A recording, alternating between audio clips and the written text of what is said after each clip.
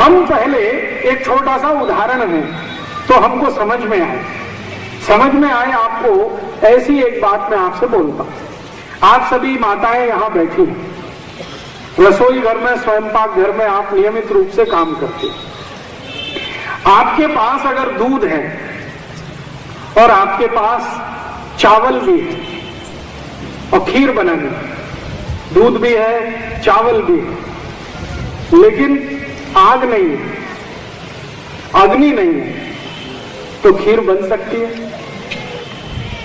नहीं बन सकती। इसी तरीके से आपके पास पानी बहुत अच्छा है, चावल भी बहुत अच्छा है, अग्नि नहीं है, भात पकेगा नहीं।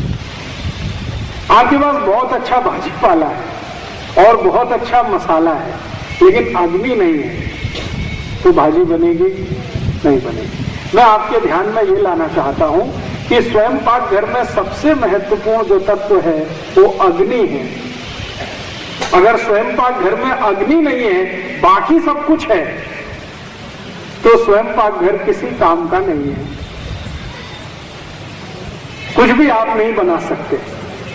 आप इस बात को अगर ठीक से समझ लें कि स्वयंपाक घर में कुछ भी खाना बनाना हो, भोजन पकाना हो, तो अग्नि सबसे आवश्यक तत्व है। अगर ये बात आपको समझ में आती है तो आपके शरीर के लिए भी बात बहुत आसान से समझ में आएगी कि जो अग्नि स्वयंपाक घर के लिए सबसे महत्वपूर्ण है, वही अग्नि आपके पोट के लिए भी सबसे महत्वपूर्ण है। अगर आपके पोट में अग्नि नहीं है तो आप कुछ भी खाइए, कभी भी नहीं पचेगा। स्वयंपाक घर में अग्नि नहीं है तो कुछ भी लाइए, कभी भी भोजन नहीं बनेगा। तो जैसे स्वयंपाक घर की अग्नि महत्वपूर्ण है, ऐसे ही पोट की अग्नि महत्वपूर्ण है। अगर आपके पोट में बराबर अग्नि है तो आपको भोजन बहुत अच्छे से पचेगा, और भोजन पचेगा तो मैंने आपसे कहा कि उसी में से मांस, मज्जा, रक्त, वीर, मल, मूत्र और उसके जो सूक्ष्म पोषक तत्व तो सब उसी में से बनेगा। अब जो शरीर के काम का है वो शरीर में रह जाएगा, और जो बेकार है वो शरीर से निकल जाएगा। आपके शरीर के जो काम का नहीं है वो मल है और मूत्र है, तो वो मल और मूत्र तो निकल जाएगा, बाकी जो कुछ है वो शरीर के काम का है तो शरीर में रह जाएगा। अब आप ध्यान दीजिए इस बात पर कि हमारे शरीर में पेट स्थान, मध्य स्थान सबसे महत्वपूर्ण, और इस मध्य स्थान में वो स्थान जहां भोजन पचता है वो और भी ज्यादा महत्वपूर्ण, और जहां भोजन पचता है उसमें अग्नि अगर है तब तो सबसे ज्यादा महत्वपूर्ण। जैसे आप दूध में चावल मिलाकर अग्नि पर रखते हैं और थोड़ी देर में खीर तैयार हो जाती है, ऐसे ही पोट में अग्नि के उपस्थित होते ही कुछ भी भोजन आगे बढ़ने के लिए, पाचन के लिए चला जाता है। आप कुछ भी खाइए, अग्नि उसको आगे के रूप में लेके जाएगी। पहले क्या होता है, आप कुछ भी खाते हैं तो वो सब कुछ पेस्ट में बदलता है। पेस्ट का तरीका आपने देखा है, पेस्ट माने ना तो सॉलिड है और ना तो लिक्विड है, ना तो द्रव रूप है ना तो ठोस रूप है, द्रव और ठोस के बीच की अवस्था है जिसको हम पेस्ट कहते हैं। हमने कुछ भी खाया तो वो पहले पेस्ट में बदलता है, और पेस्ट थोड़ी देर के बाद रस में बदलता है, और रस के आगे की जो स्थिति है फिर वो सब है जो मैं आपको बार बार कह रहा हूं, मांस, मज्जा, रक्त, वीर, मल, मूत्र, ये सब उसी के आगे आगे निकलता है। तो आपने कुछ खाया है, वो आपके पेट में जाए, ठीक रूप से पचे, और पचने के बाद उसमें से मांस, मज्जा, रक्त, वीर, मलमूत्र सम्यक मात्रा में बने, माने जितनी जरूरत है उतनी मात्रा में बने, तो जीवन पर्यंत आप बिना किसी रोग के निरोगी रहते हुए अपने जीवन को बिताएंगे। आयुष्य आपका बहुत अच्छा होगा।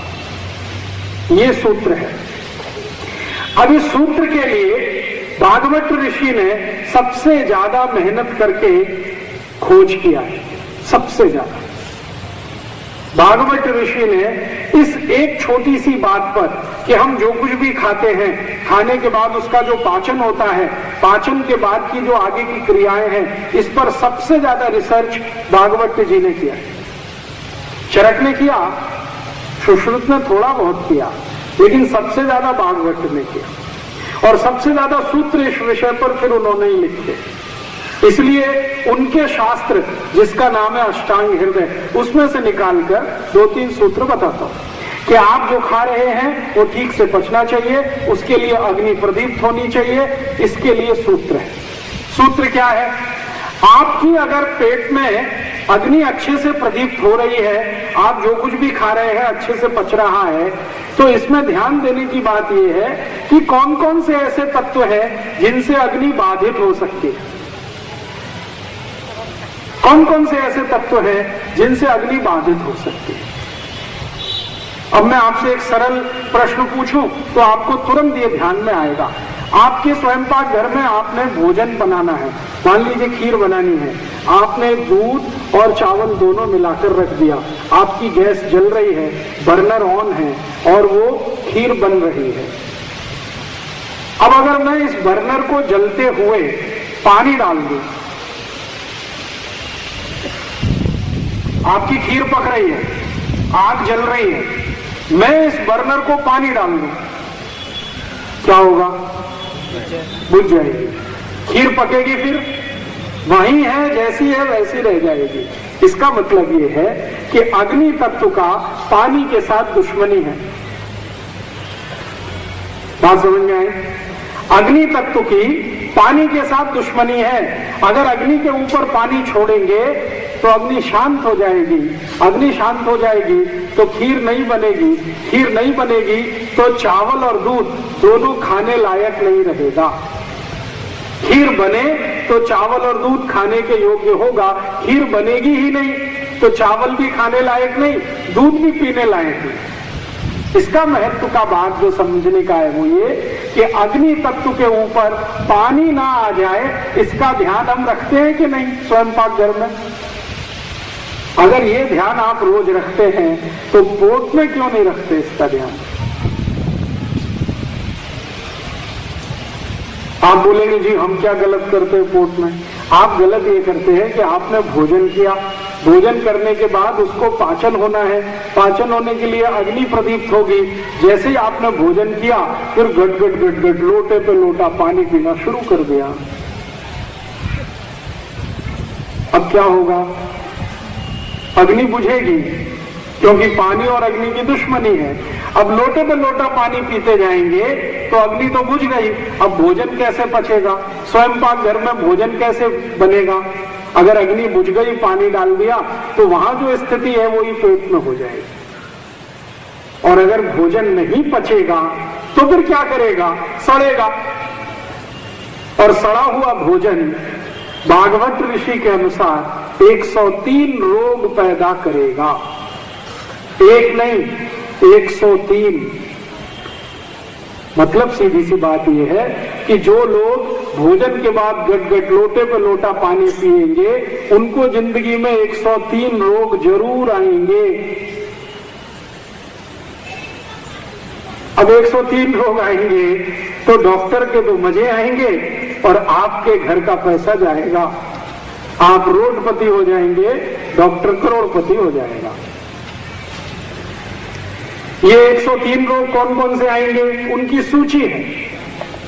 भागवत संहिता जिसका नाम है अष्टांग हृदयम, उसमें पूरी सूची है कि जो लोग भोजन के बाद गट गट गट गट पानी पीते हैं उनको 103 रोग कौन कौन से आते हैं। सबसे पहला रोग पेट में जलन होना, जिसको आप कहते हैं एसिडिटी।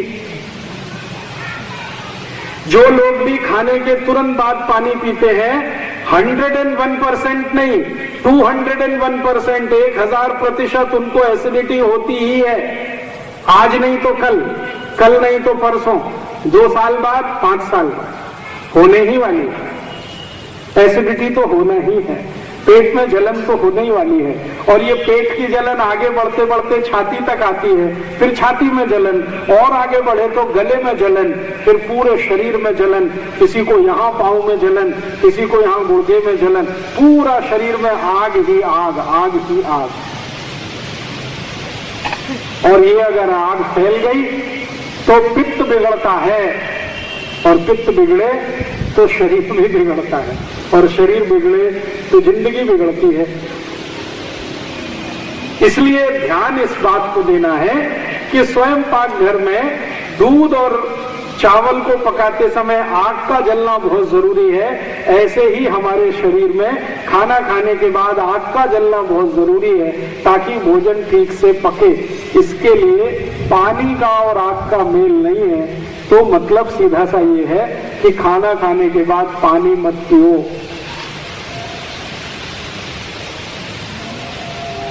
भागवत ऋषि इस सूत्र को संस्कृत में कहते हैं भोजनांते विषमवारी। भोजन के अंत में पानी पीना विष पीने के जैसा है। विष माने जहर। जो लोग खाना खाने के बाद पानी पीते हैं, भागवत कहते हैं कि वो जान लें कि जहर पी रहे हैं, और ये जहर उनको जिंदगी में इतना त्रास देने वाला है, इतनी तकलीफ देने वाला है, जिसकी वो खुद कल्पना उस समय नहीं कर पाते जिस समय वो पानी पीते। मैंने वो सूची पढ़ी भागवत ऋषि की लिखी हुई, तो उसमें एसिडिटी माने पेट की जलन पहले नंबर पर है, और आखिरी नंबर पर उसमें जो बीमारी है वो है कैंसर। माने पेट की जलन से जो शुरू हुआ तो वो कैंसर तक जा सकता है। माने पेट का कैंसर भी आपको हो सकता है अगर खाने के बाद पानी पीना आपका है तो। और बीच में तो सब बीमारियां भरी हुई हैं। तो यहां से आज से बात शुरू होती है कि आप अपनी जिंदगी में एक छोटी सी चूक कर रहे हैं, वो बंद कर दो आज से। भोजन के बाद पानी नहीं पीना है। भोजन के बाद कभी भी पानी मत पीजिए। भोजन के बाद पानी अगर पिएंगे तो तैयार रहिए 103 रोग आएंगे।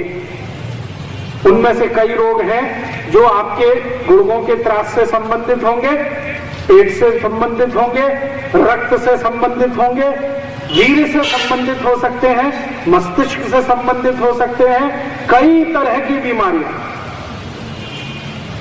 जो पित्त के बिगड़ने से हो जाती है। मतलब यह है कि खाने के बाद अग्नि को जलने दीजिए, पानी गिराकर शांत मत करिए। अब मैं आपको एक और उदाहरण देता हूं तो जल्दी से आपको ये बात समझ में आए। आपने पशुओं को देखा, पशुओं को, जानवरों को, गाय को, मछली को, गधे को, घोड़े को, बैल को, इन सबको आपने देखा है, अच्छे से देखा है। आप जरा देखिए कि कौन सा पशु है जो खाना खाने के तुरंत बाद पानी पीता है। नाम बताइए किसी एक का। कभी गाय को देखा खाना खाते ही पानी पी लेती है। मछली को देखा, मछली सबसे मूर्ख मानी जाती है, सबसे मूर्ख। उसको भी इतनी अकल है कि वो भोजन के बाद पानी नहीं पीती। मैंने देखा है मछली सुबह सुबह खाना खाती है, 6 बजे 7 बजे भरपेट खाना खाती है, और पानी 11 बजे 12 बजे ही पीती है। मैंने खाना खाने के 4 तास बाद पानी पीती है मछली। उसको भी इतनी अकल है, मनुष्य को नहीं है। मनुष्य मछली से भी गया बेटा है। कुत्ते को देखिए, मछली को देखिए, गाय को देखिए, बैल को देखिए, गधे को देखिए, घोड़े को देखिए, हाथी को देखिए, किसी भी जानवर को देखिए। भोजन करने के साथ कोई भी जानवर पानी नहीं पीता। कम से कम 4 तास, अधिक से अधिक 5 तास के बाद ही सब जानवर पानी पीते हैं। इसलिए किसी भी जानवर को गुर्दे का त्रास नहीं होता, किसी भी मछली को डायबिटीज नहीं होती, किसी भी बैल को मनके का त्रास नहीं होता। सुना है बैल एक दिन में 3 टन वजन लेके जाता है, 3000 किलो, और कम से कम 60 किलोमीटर चलता है। किसी भी बैल को आज तक नहीं सुना कि मनके का त्रास हो गया। और ये मनुष्य 10 किलो का एक पोता उठाए तो मनके का त्रास हो जाए। डायबिटीज हो जाए, अर्थराइटिस हो जाए, अस्थमा हो जाए, 148 रोगों की लिस्ट है जो कभी भी हो जाए। तो मुझे भागवत ऋषि के ये सूत्र को आपके ध्यान में लाना है। वो ये भागवत ऋषि कहते हैं भोजनांते विषम वारी, भोजन के अंत में पानी पीना तो जहर पीने के जैसा है, विष पीने के जैसा है। मतलब मेरा आपको एक छोटी सी सूचना है कि भोजन के बाद पानी मत पियो। तो क्या होगा, आप जो कुछ भी खाएंगे अग्नि प्रदीप्त होगी, अग्नि से उसका पाचन हो जाएगा, पाचन के बाद उसमें से मांस मज्जा रक्त वीर मलमूत्र ठीक से बन जाएगा, वो शरीर के काम आ जाएगा। इसलिए भोजन के बाद पानी मत पियो। तो आप पूछेंगे कब तक नहीं पिए? पशु तो 4 घंटे नहीं पीते, 4 तास। आप